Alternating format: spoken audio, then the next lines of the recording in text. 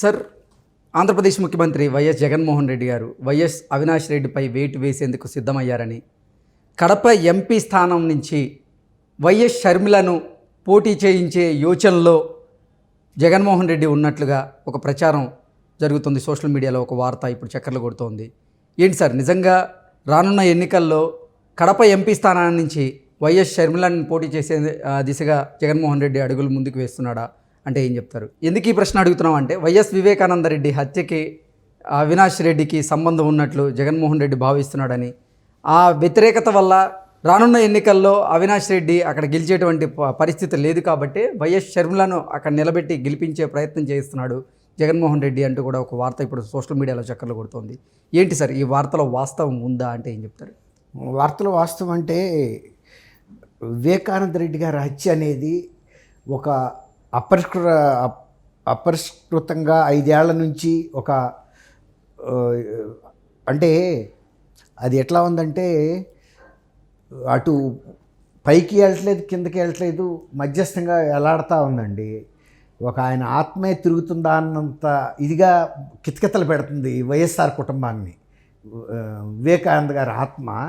తర్వాత ప్రజల్ని అంత వెదకి కూడా గురి చేస్తుంది కడప ప్రజల్ని. ఎందుకంటే కనీసం ఇందులో నిందితులు కనుక శిక్ష కనుక పడితే కనీసం ప్రజలకు కూడా ఒక మానసిక తృప్తి, వివేకానంద రెడ్డి గారు లాంటి పెద్ద మనిషిని చంపినందుకు ఫలానా ఆడికి ఉరి పడిందనో లేకపోతే యావజ్జీవ శిక్ష పడిందనో ఒక తృప్తి అనేది మిగులుతుంది. తర్వాత ఈమె డాక్టర్ సునీత గారికి కూడా, ఆమె కూడా ఎంత వ్యధపడుతుందంటే, తండ్రిని ఆ విధంగా అమానుషంగా దారుణంగా హింసించి చంపితే నేను ఏమీ చేయలేని పరిస్థితుల్లో ఉన్నాను, ఆ కేసు ఎటు పరిష్కారం కావట్లేదు, అది ఎవరెవరి మీదకో తిప్పుతున్నారు, ఆ అమాయకుల మీదకి అసలాళ్ళు తప్పు తిరుగుతున్నారు, అందులో సొంత రక్త సంబంధికులు.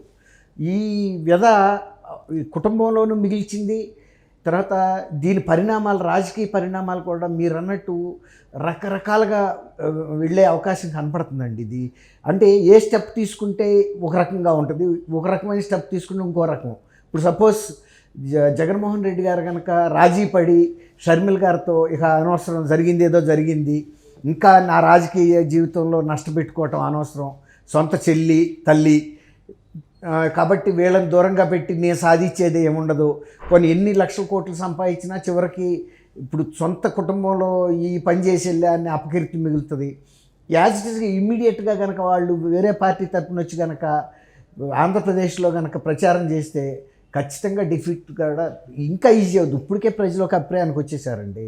ఇంకా ఈ అకృత్యాలన్నీ కనుక షర్మిల నోట కనుక బయటకు వచ్చినాయి అనుకోండి, ఇక షర్మిల గారి కన్నా అథారిటీగా చెప్పగలిగిన వాళ్ళు ఎవరండి? కుటుంబంలో జరిగిన ఇలాంటి దారుణాల గురించి, ఆయన వ్యక్తిత్వం గురించి కనుక చెప్తే ప్రజలు నమ్మింది, ప్రజలు చూసింది వైఎస్ఆర్ గారి వ్యక్తిత్వాన్ని చూశారు జగన్ గారిలో.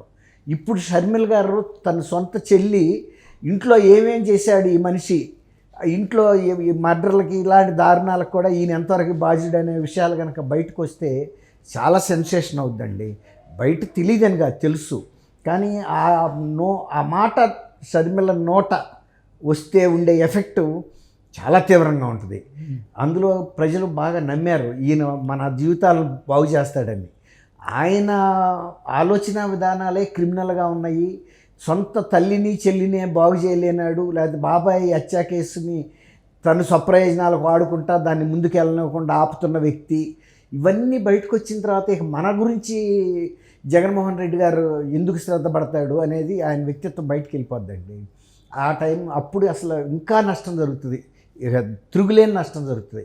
కాబట్టి ఒక రకంగా కనుక ఆయన అంత డేరింగ్గా ధైర్యంగా నిర్ణయం తీసుకుని అవినాష్ రెడ్డి పోటీ చేయటం అనవసరం, అవినాష్ రెడ్డి మీద వ్యతిరేకత ఉన్న వాస్తవాన్ని కనుక ఆయన గమనిస్తే జిల్లాలో ఆయన అవినాష్ రెడ్డిని ఇప్పుడు కాదు ఎప్పుడు కూడా పెట్టే పరిస్థితి ఉండదండి. తను పార్టీలో ఎప్పుడు కూడా ఏ పోస్ట్కి కూడా అవినాష్ రెడ్డిని తను పెట్టకూడదు. ప్రజల్లో ఉన్న వ్యతిరేకత కనుక ఆయన గమనిస్తే, లేదు ప్రజలు ఇవన్నీ మామూలు, వాళ్ళు ఏం చేస్తారో ప్రజలు, నేను నా ప్రతిభ ముందు ఈయన వివేకానంద రెడ్డి గారు వచ్చి కూడా గాలికి కొట్టుకుపోద్దని అనుకుంటే అంత ధైర్యంగా, అది వేరే మాట. లేకపోతే కనుక మీరు అన్నట్టు ఆ అమ్మాయి షర్మిల గారికి కనుక సీట్ ఇస్తే షర్మిల గారి మీద అంత వ్యతిరేకత లేదు. షర్మిల గారు దాన్ని ఖండించింది. ఆ అచ్చిని ఎవరు చేశారో కూడా సిబిఐ ముందు చెప్పింది. ఆస్తి కోసం జరగలేదని చెప్పింది. కేవలం రాజకీయ అంశాల మీద జరిగిందని కూడా చెప్పింది. కాబట్టి షర్మిల గారికి విశ్వసనీయత ఉంది కడప జిల్లాలో. కాబట్టి ఒకవేళ కనుక షర్మిల గారు కనుక వైఎస్ఆర్సీపీ తరఫున పోటీ చేసిన వైఎస్ఆర్సీపీ మీద ఉన్న వ్యతిరేకతను కూడా కొంత తట్టుకుని ఎక్కువ ఓట్లు పొందగలదు. గెలుపు వరకు వెళ్తుందా లేదా అనేది నేను ఇప్పుడు చెప్పలేను. ఎందుకంటే మనుషుల యొక్క మనసు బాగా గాయపడింది వైఎస్ఆర్సీపీ వాళ్ళు చేసిన పనులతో.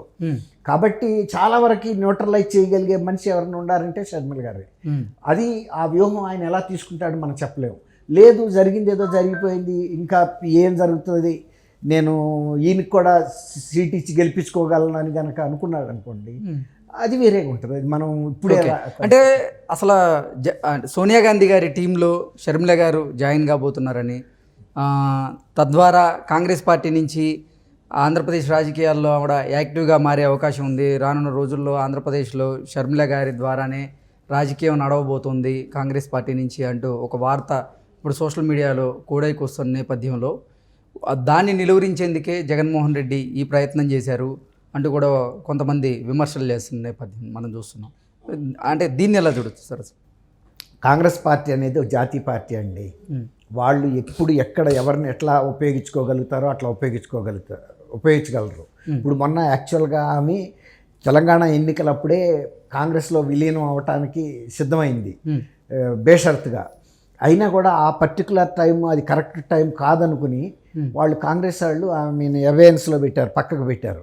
ఎందుకంటే ఆమె అప్పుడు పార్టీలో చేరటం వల్ల జరిగే లాభం కంటే నష్టం ఎక్కువ జరుగుతుంది ఇక్కడ. ఎందుకంటే ఆమె జగన్మోహన్ రెడ్డి గారి మన రాజశేఖర రెడ్డి గారి కూతురుగా ఈవిని ఒక బూసిగా చూపించి బీఆర్ఎస్ లబ్ధి పొందగలదు. ఇంతరాక మనం బాగా వర్కౌట్ చేసుకుని ఈ టైంలో కనుక ఈ చిన్న పొరపాటు చేస్తే నష్టపడతామని దూరంగా పెట్టారు. అదే షర్మిల గారి సేవలో ఆంధ్రప్రదేశ్లో ఇంకొక రకంగా ఉపయోగించుకుంటారు. డాక్టర్స్ నైఫ్ అంటారు చూసారా, అది మంచి చేయగలదు, చెడు కూడా చేయగలదు. ఇప్పుడు అక్కడ జగన్మోహన్ రెడ్డికి వ్యతిరేకంగా కనుక షర్మిలని దింపితే అక్కడ వచ్చే ప్రయోజనాలు వేరు. ముందు జగన్మోహన్ రెడ్డి కట్ అయిపోతాడు.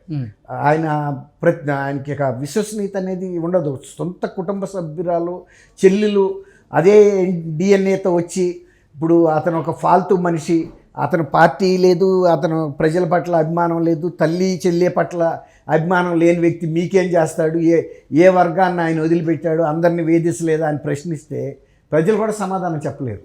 తర్వాత ఆయన కుంభకోణాల గురించి కూడా బయట పెట్టింది అనుకోండి, పెట్టక తప్పదు కదా. ప్రతిపక్ష పార్టీలో వచ్చినప్పుడు ఆయన పొగట్టడానికి కాదు కదా. ఇప్పుడు ఇసుక కుంభకోణం పెట్టగలదు, లిక్కర్ కుంభకోణం పెట్టగలదు, తర్వాత ఆ కేసుల గురించి అవన్నీ కూడా మాట్లాడాల్సి వస్తుంది. ఒక్కసారి కనుక కాంగ్రెస్లో ఆమె లీడ్ పొజిషన్లో స్టార్ క్యాంపెయినర్గా వెళ్ళినప్పుడు ఇక అన్నయ్య చెల్లి భావన ఉండదు అక్కడ. పూర్తిగా ఒక కోడి పుంజులు ఎలా అయితే పందెంలో కొట్టుకుంటాయో అంతే. అందులో ఆ పోరాటంలో ఎవరైనా పోవచ్చు, నడ తెగవచ్చు. అట్లాంటి పోటీ జరిగిన రోజున జగన్మోహన్ రెడ్డి గారికి అసలు ముందు టీడీపీ నుంచి కన్నా అసలు కాంగ్రెస్ వైపు నుంచి వచ్చే ఇదే ఎక్కువైపోద్ది ఆయనకి డోసు. దేనికి ఆయన సమాధానం చెప్పలేడు. షర్మిల్ గారు అడిగే ప్రశ్నలకి దేనికి కూడా ఆయన సమాధానం చెప్పలేడు. అన్నిటికీ కూడా తెల్లముఖం వేయాల్సిన పరిస్థితి వస్తుంది. అట్లాంటి సిచ్యువేషనే కనుక వచ్చినాడు మీరు అన్నట్టు కాంగ్రెస్ ఖచ్చితంగా ఉపయోగించుకుంటుంది.